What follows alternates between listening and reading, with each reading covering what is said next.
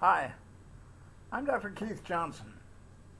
I want to remind you that you're looking at the section on my reflections, and I'm not trying to constantly make you think the way I am, so I'm just reflecting and something for you to discuss. I may be very far off, but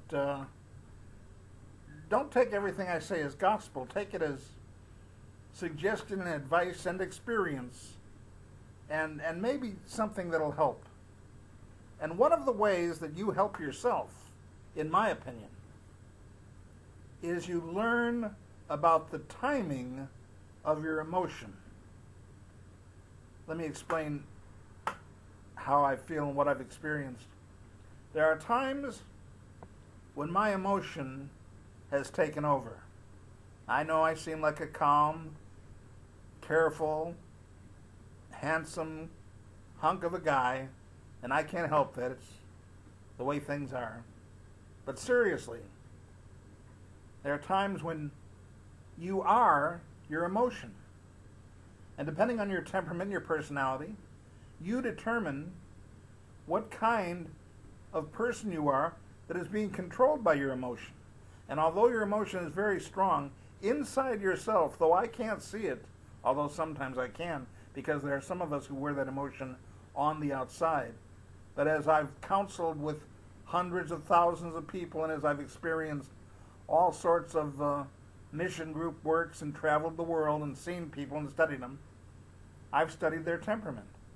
And there are many people that I've been able to read or understand on how they feel because I've studied that. And that's how you get to understand yourself. What kind of temperament do you have? How do you feel? Do you get anxious? Do you like a joke? Do you not like a story? Do you get bored easy? Do you get angry? What kind of a person are you inside?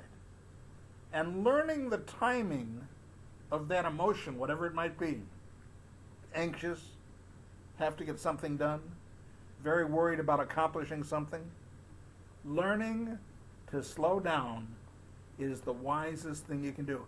One rule of thumb that I've learned very good to you and me is when you don't know what to do about a decision, don't make one. No decision usually has to be made right on the spot. Now, maybe an emergency, maybe there are some steps or some decisions that you have to make right away, but they are very few and very far in between. And my suggestion is this, and I say this 3, 4, 5 times a day, depending on how many clients I see. Slow down. Stop. Psalm 46:10 makes a very good understanding. Be still and know that I am God. Now that's one thing that we constantly forget, that God has everything under control, and God knows what he's doing, and turning everything over to him works in more ways than one. Now, let me make very clear to you, I believe strongly in taking your time. I believe in being silent and listening. Learning to listen and learning to take your time and learning to pause yourself and your emotions is one of the best things you can do in life. We get anxious.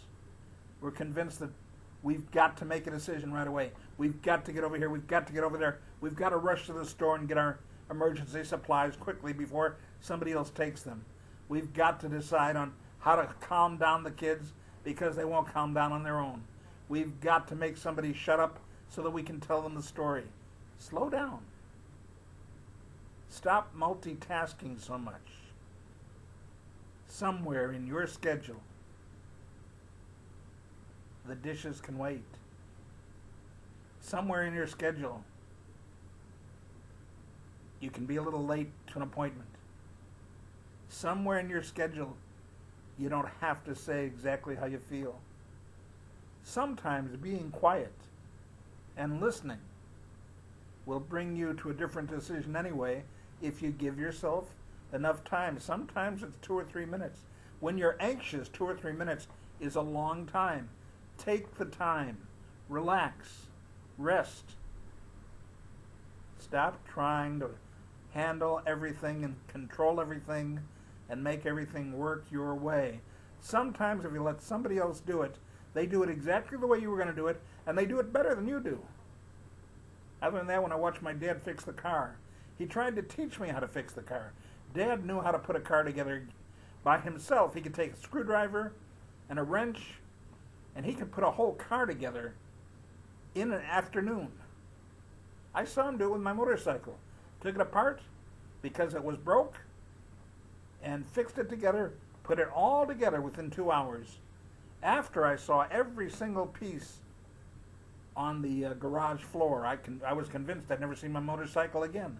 Within 2 hours, Dad had it put together and was riding on it, running around on it, just to make sure that it worked. Hard for me to believe, and I saw him do it many times. I watched my father once go into a Chicago bank when somebody had locked the vault and there were a couple of people inside, and I guess their lives depended on it. They tried to open the vault and couldn't.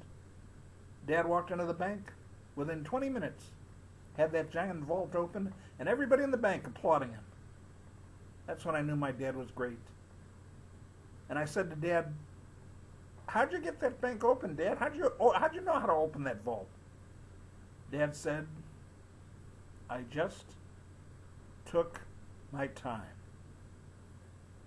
Dad took his time. You can do the same thing.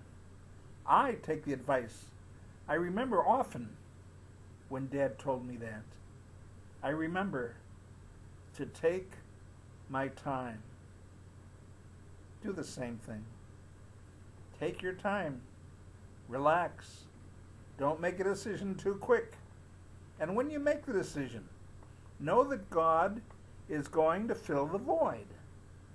All things work together for good to them that love God. Even your bad decisions, God turns into good. I don't know how he does it, but I love him because he does it, because he knows how. But even more than that, God, through that decision, can show you how much he loves you. He can demonstrate his love to you because he cares about who you are and what you decide. Give him a chance to decide. Hold on to your emotions and take your time. May God bless you in your day. May you experience his love and be able to hang on to yourself and take your time in what you decide to do.